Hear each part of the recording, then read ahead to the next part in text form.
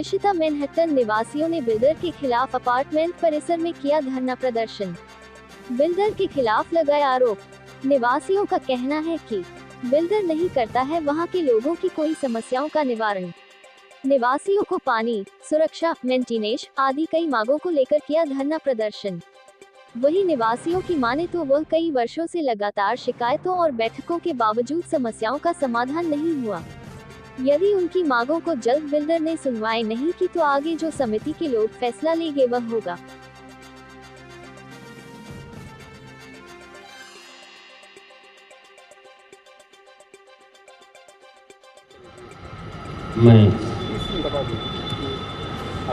मैं Virendra Kumar Singh, general secretary Rishita Manhattan association of LITs. किस तरह की परेशानी है जिस वजह आप लोग को ये मौका मिला जो यहाँ पे बैठने का, क्या वजह रही? डेवलपर की वादा खिलाफी, जिसके लिए उसने ऑलरेडी हमसे पैसा ले लिया है या पैसा ले रहा है, को ना पूरा करना, जिसकी वजह से हमारा पूरा परिवार, हम लोग यहाँ के सारे निवासी जो एक शांतिपूर्ण जीवन की लालसा में यहाँ आए थे, का पूरा ना हो पाना हमारी सबसे बड़ी परेशानी है। हमेशा टालते रहना, हो जाएगा, कर देंगे, देख लेंगे जैसे शब्दों से ये परिसर के निवासी बुरी तरीके से ऊब चुके हैं और भारी तरीके से आक्रोशित हैं, जिसकी वजह से मजबूर होकर हमें इस धरना प्रदर्शन को करना पड़ रहा है। बहुत बार भी सवाल ये उठा कि जो है बाहर के लोग आ जाते हैं, अभी लोगों ने भी कहा कि जो है कुछ बदमाश टाइप के, कुछ अपील करी कभी इस तरह के मामलों को लेकर? पहले तो हम डेवलपर से ये चाहते हैं कि सुरक्षा व्यवस्था में जो सुरक्षा अधिकारी या सुरक्षा गार्ड नियुक्त किए जाएं, वो सक्षम, कार्य में तत्पर और पूरी तरीके से ट्रेंड हों। कैसे उनको गेट की सिक्योरिटी करनी है, कैसे टावर की सिक्योरिटी करनी है, निवासियों के साथ कैसे बिहेव करना है, बातचीत करना है, कैसे उनको अपना रिकॉर्ड मेंटेन करना है, डिजिटल सर्विलेंस को कैसे अपडेट करके रखना है, रिकॉर्डिंग कैसे रखनी है, इन चीज़ों में उनकी सक्षमता हो। वो लोग पार्शियल या फुल्ली इनकॉम्पिटेंट लोग हैं जो इन चीज़ों को एकदम नहीं कर पाते। पिछले कुछ महीनों के अंदर 3 बार सिक्योरिटी बदली जा चुकी है। मुख्य समस्या मैनेजमेंट की तरफ से है, न कि सिक्योरिटी गार्ड्स की तरफ से। अगर मैनेजमेंट चुस्त दुरुस्त होता तो पहली बार में ही सारी सिक्योरिटी ठीक हो गई होती। उनकी अक्षमता की वजह से बाहर के लोग बिना स्क्रीनिंग के, बिना किसी वेरिफिकेशन के सीधे अंदर आ जाते हैं और फ्लैट तक पहुंच जाते हैं, रात के किसी भी टाइम, दिन के किसी भी टाइम। मूलतः क्या क्या समस्याएं हैं? जो सबसे मुख्य समस्या है वो है मेंटेनेंस, पानी, सुरक्षा, बिजली, अनुरक्षण, ये सारी ही समस्याएं मुख्य समस्याएं हैं। अभी किसी भी समस्या का कोई निराकरण नहीं किया गया। बहुत बार डेवलपर से मैंने ये जानने की कोशिश की कि पिछले 6 महीने में आप कोई एक समस्या का, जिसको आपने अपनी तरीके से निराकरण कर दिया हो, का नाम ले लें। आज तक एक भी समस्या को उसने निराकृत नहीं किया है। ठीक है सर, थैंक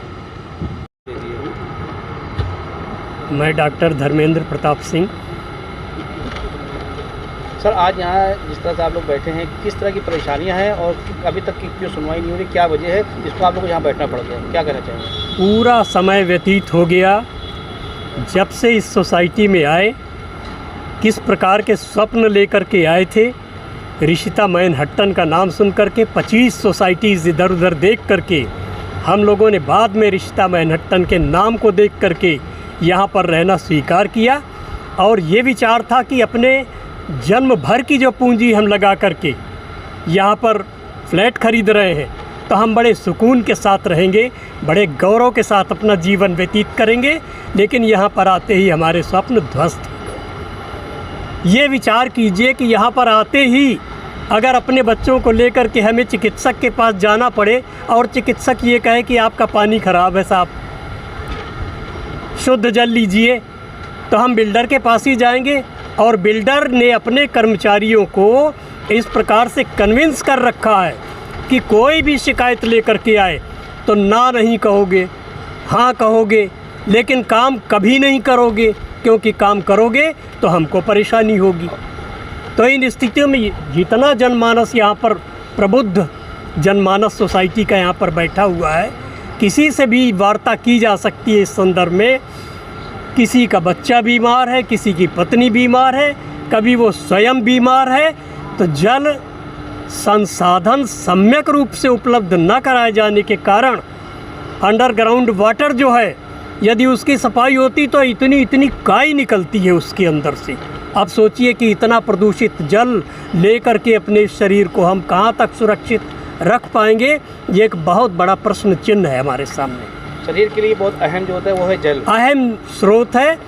कहा जाता है कि जल ही जीवन है, और जीवन के तंतुओं से हम निराश हो रहे हैं। जीवन हमें प्राप्ति नहीं हो पा रहा, हम लेने आए थे जीवन और निराश हो रहे हैं केवल जल के कारण। और केवल इतना ही नहीं, जल के साथ साथ सिक्योरिटी देख लीजिए। चैन के साथ व्यक्ति यहाँ पर सो रहा है और रात को 12 बजे अचानक जो है बजर बज जाता है।